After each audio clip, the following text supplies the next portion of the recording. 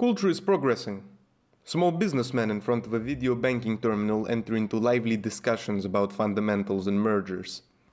It's not true that radio and television broadcast only stupid songs, cretinous shows, and old movies swamped by advertising. Economics too has its room, and careful housewives even pay attention to programs presented by serious-looking professors. Magazines that aim at making you millionaires, capitalists, and economically engaged are spawning. Investment is an earnest thing. The internet invites you to click on the finance button. Government bonds aren't profitable, but you'd better leave futures to the specialists. So, trust the experts and invest in mutual funds. And if you're a thrill seeker, try day trading on the internet, where commission is quite cheap. By now, there's no bank that is not publicizing its online service. An American lad was able to waste a whole inheritance, about $500,000, in a day's span. An office clerk slew his family and commenced killing people at his firm because he had lost his touch at investing. But these are isolated cases involving varieties of crackpots. Therefore, the slogan is no longer save, it is invest. In a period when industrial investment is slack, virtual investment is booming. Capital cannot remain idle, period. Now that capitalist economy has left behind the investing euphoria of post-war reconstruction and the global inflation crisis of the 70s and 80s, it seems to have stabilized around low rates of growth in production with low inflation. The great corporation, that is, the government, industry, and trade unions all together, is no longer speaking of productive investments, as in the cherished times of the boom. The flat conjecture affects the theories animating states, banks, funds, managers, etc. The economists have thereby gone over from an unrestrained optimism as to an unlimited growth in the post-war period to today's grave concern about capital's physiological limits of growth. Most of them, anyway, calm down while beholding the curious phenomenon of a stock exchange retaining its sparkle in spite of all the fundamentals, which should be dampening its ardor. But there are some who warn against the excesses of unbridled capitalism. 3 Nobel Prize winners, the US Minister of the Treasury and his colleague at the Federal Reserve, have striven to explain that sooner or later the bubble would burst, and have attempted to deflate it in a timely manner by threatening high interest rates. Every expert seems quiet, but fear creeps in, and they try not to spread it. No one indulges any longer in catastrophism, as they did in the years around the oil crisis. No one risks forecasts. Now navigation is by sight, while hoping to make it. This is to say that political economy, rather than an exact science, as the scholars claim it to be, follows where the financial wind blows. It's well known that in the financial sector, astrologers are sought for advice, and maybe sometimes the Madonna too is called for help with votive candles. That's nothing new. However, it's clear that even among the most restive economists, those who will never acknowledge the inner limits of capitalism, that today's situation is seen as irreversible. No one believes any longer that such a low growth of newly produced annual value is a temporary thing, and that in the West, post-war capitalism may come back with its double-figure rates of growth. Moreover, the conjecturally more dynamic Orient will have to accept this decreasing trend over time. That's why investment must be rapidly directed towards the stock exchanges, where sometimes the double figures pop up again. The breathtaking swings in the general trend upwards seems to issue out of a curious autonomy of the financial sector from the main economic data, that is, good old profit, its steadiness anchored in industrial development. Instead, it's the very lack of a solid industrial alternative that explains the more or less open speculation and its eye-catching effects. The fact is that, taken alone, mutual funds have invested $25 trillion. And this mountain of money, even if it belongs to scores of scattered capital owners, as a whole, however, is able to act in the market in a coordinated fashion. In this sense, the general structure of world investment is altered from the past, not because such funds didn't exist also many years ago, but because quantity has turned into quality. Never in history, even if the due proportions would be calculated, has such a great amount of capitals come into the market, all claiming a sure profit. Retirement funds must pay millions for people's pensions. Insurance funds, in turn, must pay for illness, accidents, unexpected expenses, etc. And the open investment funds must bring into their portfolios such titles as to give very attractive results. Otherwise, their investors say goodbye. So their administrators buy stocks that are already high, causing them to go up further. The system has become strongly self-referential, and it's well known that in nature, this is a source of troubles. No one can predict what is going to happen if this staggering balance should blow up. So, governments themselves, when attempting to keep it from blowing up, can't help adding to its explosive potential. In such a situation, it's impossible not to comply with all the frenzies of investment of capital, which has become anonymous through its collective administration, becoming more and more gigantic. And so, every illusion is falling, like putting the system in equilibrium, gaining ecological control of industry, recovering from environmental disasters, prevention regarding the obvious diseases of the planet. Investment, instead of becoming a controlled phenomenon helping to humanize capitalism, as its apologists claim, becomes a wild turmoil, liquidating the worst mass murder as an accident on the way, and environmental destruction as a necessity. In the early 70s, it was presented, on request of the Club of Rome, a famous work of prediction entitled The Limits of Development. With data of dynamic economic models processed by a computer, it was proved to be close to the limit beyond which the world's economic relation would run down irreversibly to the catastrophe, the point of no return being situated at around 1975. Its authors warned about mechanistically interpreting this model, but pointed out that even though its parameters could be realistically modified, and while surely the time span would change, its catastrophic outcome would not. 20 years later, the same model was updated, upgraded, and processed again. 20-year-old data for prediction were replaced with real data which characterized the world economy in the meanwhile, and the projections were updated to the subsequent 20 years. The simulation didn't change the previous results, confirming that the limits had already been surpassed. According to the new model, mankind might still save itself, but only with a gigantic effort of all of the states of the world united in order to determine the quality of investments and lower the threshold of risk. No one, however, was able to say how to carry out such a task. In the same period, many economists or scholars of economic issues based on the dynamics of the system were seeking to prove in countless publications that mankind was at a bifurcation point, beyond which there was either a correction in the direction of the world economy or catastrophe. Some, taking the laws of physics as a model, demonstrated the entropy of the capitalistic system, that is, the loss of energy, its running down into chaotic situations, whereby stability could be reached only by a means of reasoned restriction of the economical parameters, such as investment, growth, demography, and of their harmonization with the environment. Others, on the request of the UNO, proved with different and more sophisticated models that mankind would set out towards a further unsustainable gap between those with more and more reserves and those with less and less reserves. There were some, moreover, who, bordering on mysticism, held it to be necessary to deconstruct capitalism and to return to more natural production techniques, with a much lower use of energy and of highly polluting raw materials, renouncing destructive and exhausted technologies and consumerism. This return à la Rousseau to a state of nature, blurred in its outlines but substantially capitalist, is an American speciality, and many even try to practice it. These people badly miss a nature which no longer exists and are oblivious to one simple thing.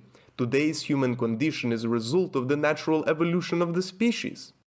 Thus, the question isn't that of returning to a previous stage, but that of ending the sequence of the social forms acting unconsciously with a plan based on the species itself, and of using the potential the species has achieved for a conscious harmonization of man and nature.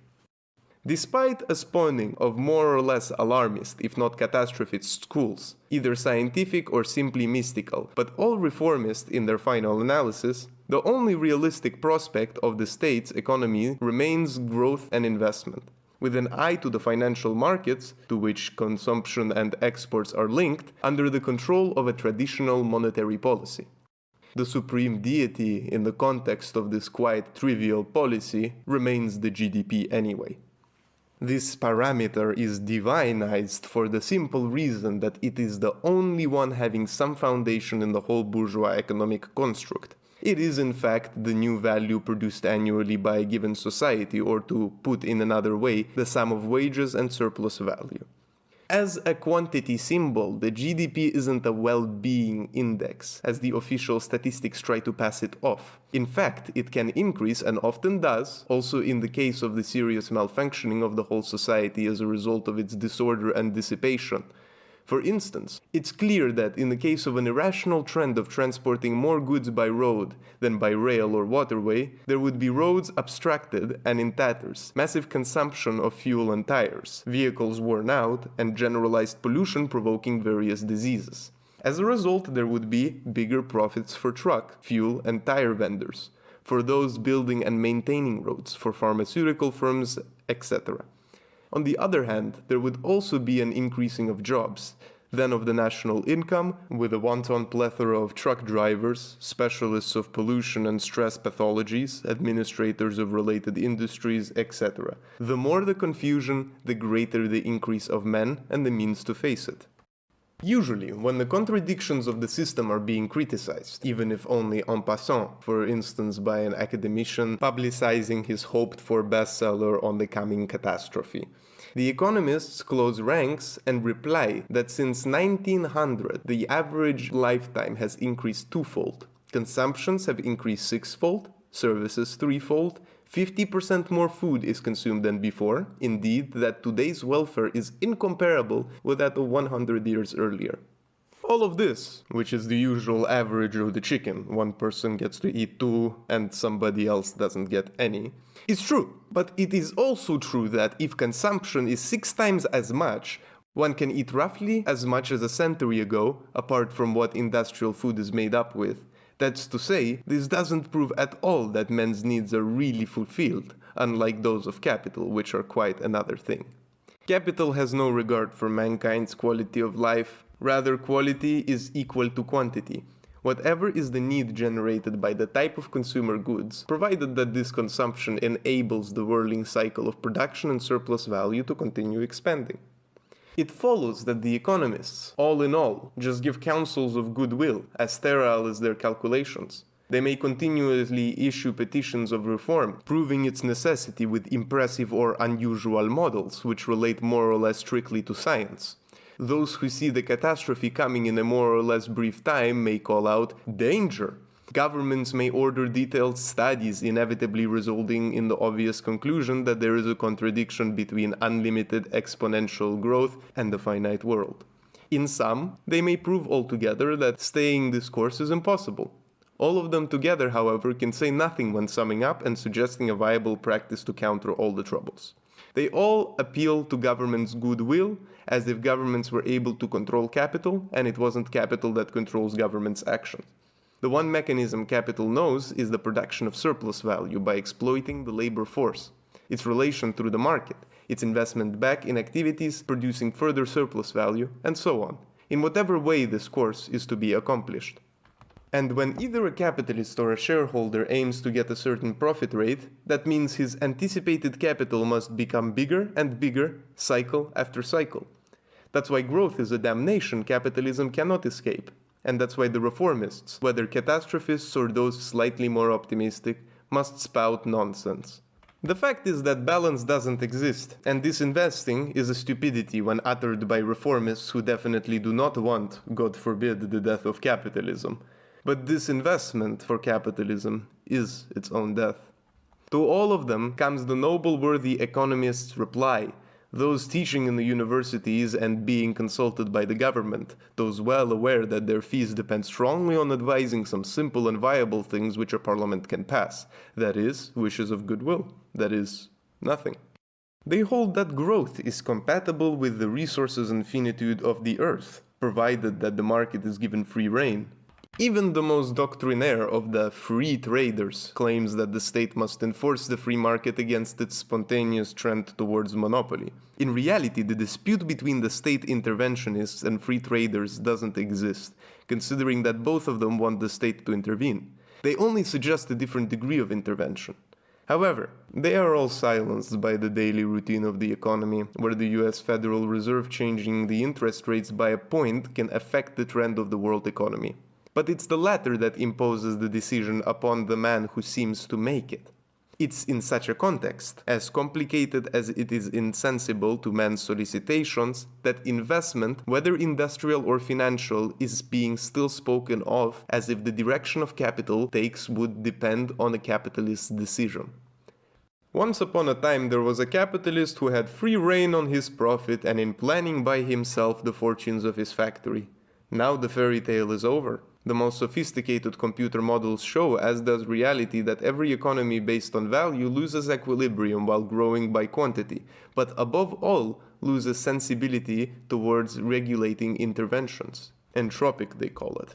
Thereby, free trade ideology takes over for material reasons. They can't do anything else. Today's political economy privileges two items, capital and consumption, and doesn't mind what precedes them, men and available resources, and what is in the middle, production, and what comes after, men again and modified environment.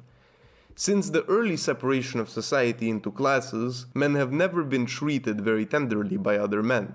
They have been continually enslaved and slaughtered in countless ways. But never as much as today has man been reduced to a simple powerless appendage of a force overpowering him. Every social attention towards the much-vaunted person is viewed by political economy as thwarting the sublime heights to which capital must soar. People are mistaken if they think while reading an economic article that the fundamentals spoken of mean investment, production, organization, labor, energy, intelligence, social welfare, another idol that has stumbled down, etc. No. The fundamentals are profit, productivity, that is, so much profit for so few workers, a solid capitalization in the stock exchange, the ratings, the solvency index.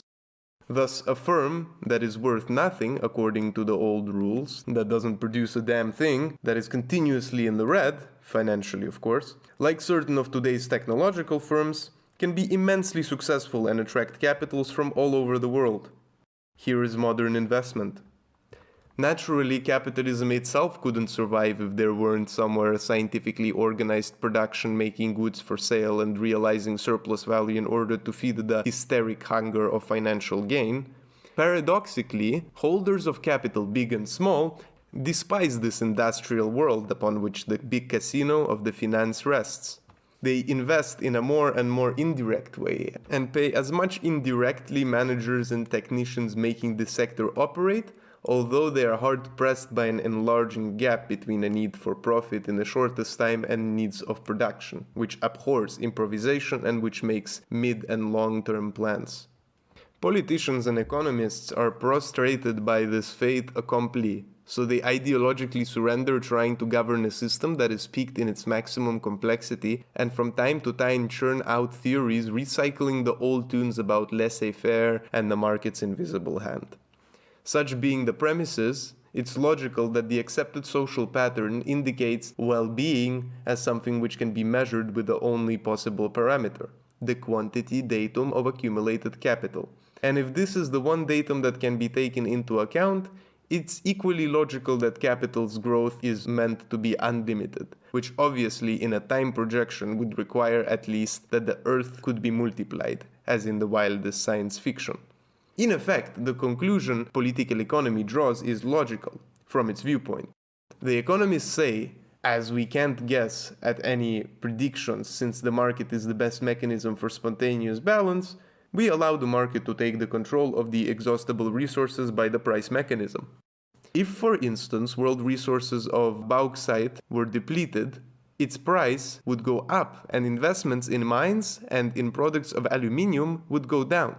So the law of the market would automatically shift the investments towards other raw materials. Frying pans would be manufactured more and more from steel, airplanes from titanium alloys, and the mobile home beloved by the Americans from plastic. If a resource can't be regulated by the law of the market, as in the case with the air we breathe, which, since it has no cost, is freely polluted from industries and private people, then the state could intervene to fix its political price. As to air, for instance, by a pollution tax, whose incomes could be used for public investment or else for fostering private investment in the sector of depollution. The various economists stress more or less strongly the regulating function of the state.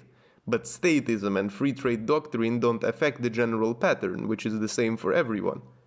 Their sole aim, as Keynes, their antecedent, openly said, is to avoid unpleasant social consequences, such as general strikes and, God forbid, revolutions.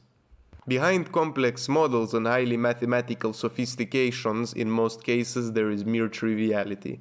Were the question simply one of giving prices free rein, well, whom on earth could the state tax in order to prevent either the hole in the ozone layer or social troubles? They are phenomena you can't charge to someone, but to the very existence of mankind with its capitalistic way of producing things and of reproducing itself. It's true that sometimes some young economist, whose aim isn't merely to preserve his salary, still watches carefully what the computer shows on the screen and realizes how stupid the non-science of economics is. But it's gone in a flash. As soon as the need of bringing home the bacon takes over, he rashly returns to the ranks. Tomorrow. The revolutionary measures of transition Marx listed in the manifesto allow us to understand how important the concept of dynamics is. Communism is a reality acting continuously, so as to make capital its own greatest enemy and the capitalist society a launching ramp to the future one. When Marx lived, a political program providing for an economy like that of most modern countries today would have been considered as revolutionary.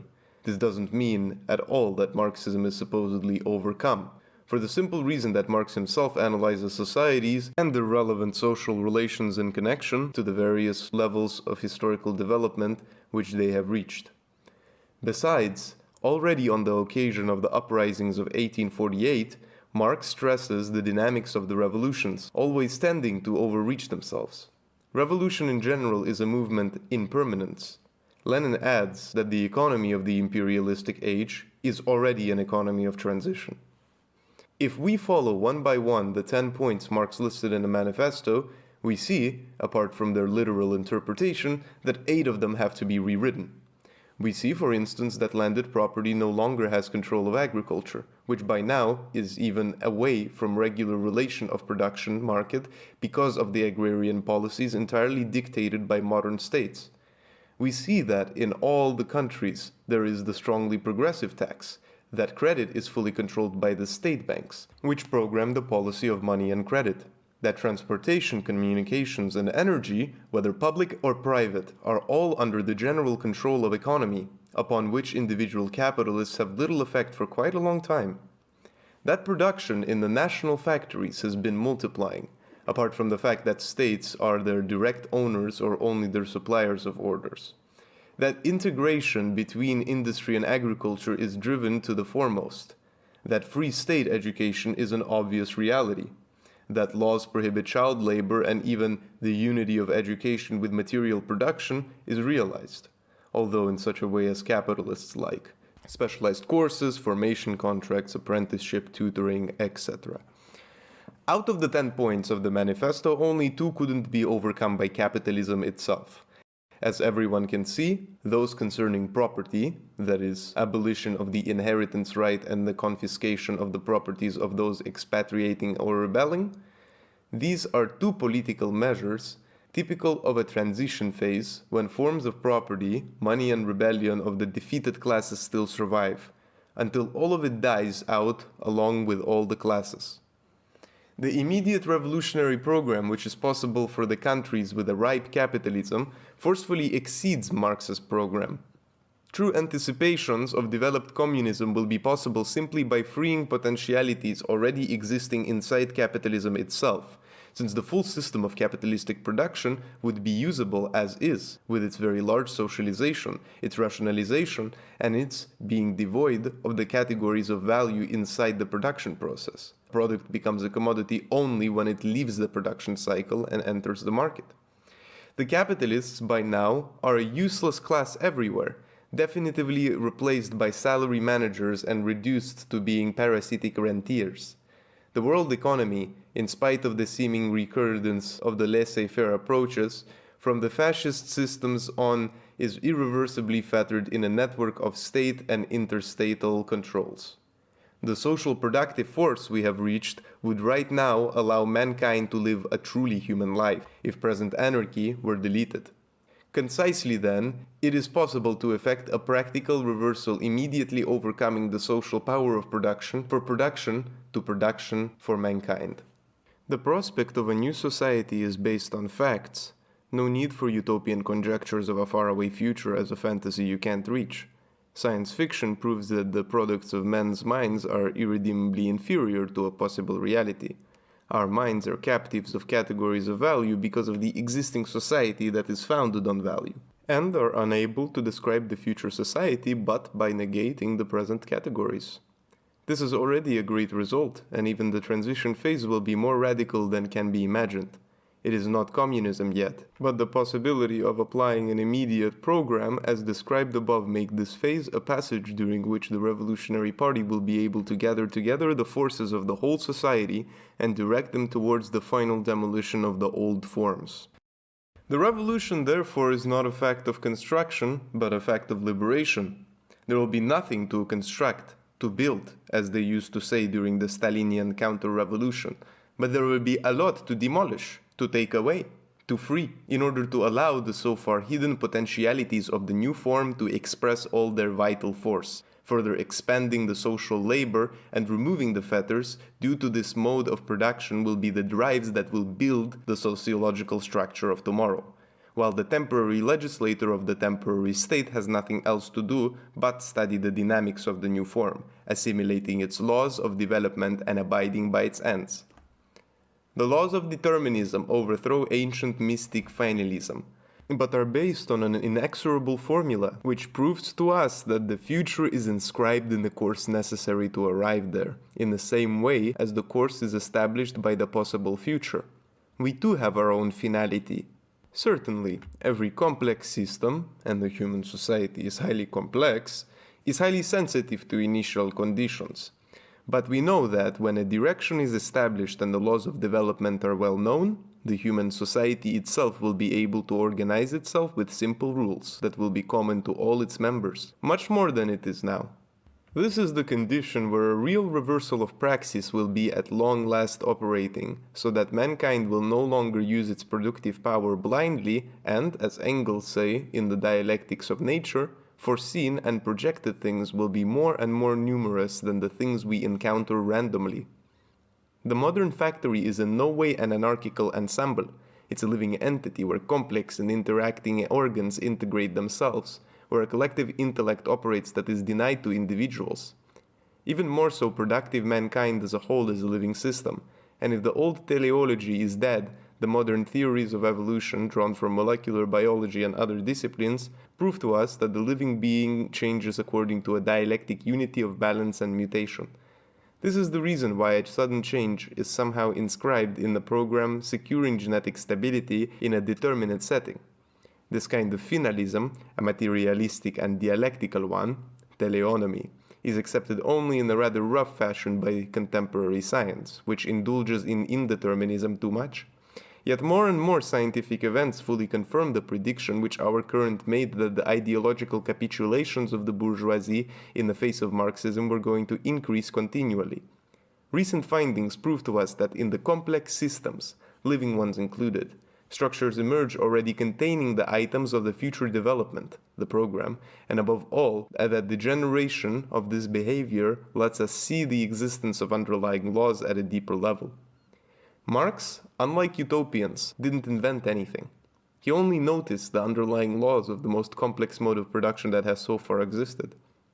When in 1952, the communist left said, as quoted in the beginning, that the immediate revolutionary program should have provided for diminishing the investment in production of means of production as compared with consumer goods, Europe was in the heart of a post-war rebuilding, thus still in the way of productive quantitism, which the USA was already leaving and Russia had decidedly taken with Stalin. Today, the left would rewrite that program in much more precise terms, taking into account that in the meantime the American situation has spread to many other countries. The point is that the immediate revolutionary program of the next revolution will have easier tasks than in the past, for the simple fact that the social productive forces have overcome productive quantitism. Even the most vulgar of economists admit that the dreadful misery of certain countries doesn't depend on the lack of technical means but on the lack of capitals. 50 years ago, there was a gulf between productive investment and the production of consumer goods, except for America. Not any longer now. All over the world, industry is actually underutilized, and with other social presuppositions, it would be easy to stop concentrating production in a few areas and rationally spreading it over the earth. Capital, wage labor, money, value accountability can't disappear overnight simply by revolutionary decree, but it will be easy for the bodies of the revolution to use their authority to prevent, for instance, capitals from being directed where they are already strongly concentrated. As you see, you needn't invent revolutionary measures to be enforced by the Red Guards. You have to only address capital's drive to self-destruction. As the Russia and Chinese revolutions proved, decrees are mere pieces of paper if it's not a productive, social, and political force behind them to give them a practical meaning. Investment in facilities and raw materials has already decreased, and now it's enough to manage this trend, which is irreversible. Countries like China and India with their huge populations are scaring the experts of economical trends, who fear that they will reach a Western or Japanese level of production with an ensuing destructive path on the environment. But the countries skipped the long path to heavy accumulation, as in the 19th century Europe, so it's stupid to perform such a projection as if they had proceeded in the same fashion. World production is decreasing in terms of quantity, because the production of the developing countries in the field of heavy industry won't make up for its being extinguished in the rest of the world. In fact, modern industry lightens and even dematerializes the items produced in the primary sector of the means of production. Better organization, automation, computers, software, communication, etc. By the way, the latest crisis in a particular sector is instructive. In 1998, paper pulp had doubled its price, supposedly by speculation on a foreseen increase in newspaper readers in India and China, which were developing socially and economically like no other country in the past. But this speculation fell short. The Western hunger for paper doesn't depend on an increase of newspaper readers, but rather on an increase of paper utilization in the offices, with their faxes, copiers, printers, etc. Meanwhile, in the West, this paper consumption is diminishing because of the digitalization of the data. In the East, this step will just be skipped. Information via computer and the internet, which are means China uses collectively, has increased faster than the need for paper files and newspaper circulation.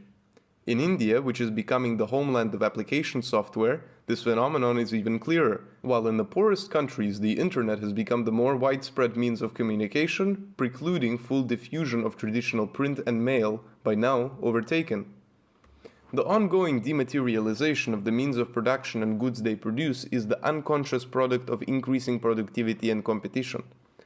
But it can become, in the revolutionary immediate program, a clear and aware strategy of investment constraints, to relieve mankind from the capitalist praxis of production for production. Therefore, it can become a factor for freeing mankind from the need of coerced labor. The potentialities of cybernetics, robotics, data transmission, of the new technologies, of the materials are under-investigated in this society searching only for profit. In a society which has passed through this historical obstacle, automation will become freedom from labor as a torment, because of its mercification. Eliminating labor time will no longer mean unemployment and superexploitation, but enjoyment of time for life, conquered at last. It's not only the product and the means of producing it that will need less matters and energy in their production cycle, but the whole system as well. During the Industrial Revolution, at the peak of the classical mechanization, the machinery for producing and transmitting energy, boilers, pistons, shafts, pulleys, belts and joints, was a mass of material heavier and larger than the tool machines themselves were, with electric energy and its wire distribution to engines embedded into the machines themselves. All this machinery became obsolete, and production was boosted. The pioneer computers weighed a good number of tons, cluttered up large rooms needing air conditioning, and consumed huge amounts of energy. Now, a chip, a few millimeters in diameter, has a processing ability vastly higher and consumes much less energy than the smallest light bulb. The process of dematerialization, affecting the physical parts of the production system, is immensely enhanced by the parallel process of dematerialization of the system itself. It's a matter of fact that putting information into the system makes it smart. So the scientific organization in the factories, the so-called parameters of total quality, the rationalization of the relations among the producing parts of the system of related factories, are all immaterial items that are very cheap as compared with the plans once used, and assist the elimination of stores, administration, stocks, rejects, and waste. Now all this nowadays is applied very superficially, despite the fact that socialized labor has conquered the whole of the human community. Consequently, we see potentialities struggling to realize themselves, or, as in the usual case, being unable to do so. Let us discuss the case of the printed paper which we spoke of above. In research labs, a synthetic paper has already been produced that can fully eliminate the role of traditional paper. This is a paper-like polymer into which a special printer presses an ink whose particles polarize on the white or black, reacting to the electricity which a printed circuit embedded in the sheet conducts. On this way, any text can be downloaded by a small connector and memorized in microchips, inserted, for instance, on the cover or spine, and one can read in a book form, looking not very different from the traditional one, but it's very different in that you, in the same book, would be able to download and read every book written in mankind's history. It's easy to imagine the potentialities of this system. Once all books in the world are digitalized, everyone will be able to connect to any source and download a 14th century Incubulum or Joyce's Ulysses, or a single leaflet of the First World War, or Diderot, or de Lambert's whole encyclopedia, its marvelous engravings included, a Lilia novel, or Einstein's complete works, and naturally the complete works of Marx, Engels, Lenin, and the Italian left. So the following will tend to be eliminated: trees for the production of paper, paper mills, printing houses, traditional publishers, book distributors, bookshops, libraries, personal books, shelves to sustain them, picking up paper and recycling it, transport of raw materials within this mode, means of production used in the whole mode of production, inks, printing presses, etc. This is only a meager list concerning what can be done with substitutive technologies, since every step is linked to further branches seemingly detached where production quotas would be suppressed as well. Someone could state that new products would replace the old ones, as for instance the universal book and the software running it, but they would be mistaken. The implication of the above-mentioned process are deeper than automation or digitalization of CDs replacing thousands of books. We are dealing with quite another question, when we shift from listing quantities of things to qualities of systems. We may scroll a very long list of instances from particular goods, cars, home appliances, and numerous kinds of personal devices, to whole systems, for example, the huge information apparatus for value accountability. And we can also bring into the list energy production and all the questions the plaintive ecologism cherishes, whether moderate or radical. A systematic plan of conscious disinvestment would entail a dramatic curtailment of energy production and usage, which is the only way to realize an energy plan providing for a gradual withdrawal from the so-called non-renewable sources. It's crystal clear that oil, methane, coal, bituminous seams, and uranium will be depleted someday, and that, long before running out, the capitalist rent law is going to produce the skyrocketing of their prices. But picking up the energy of the sun or exploiting other natural sources is simply impossible when the dominant system is based on the increase of capital. This system is vastly wasteful, not in a trivial sense, meaning that it is lavish, but in the physical sense of the word. Its operation requires a quantity of energy larger and larger than the energy it recovers in another form.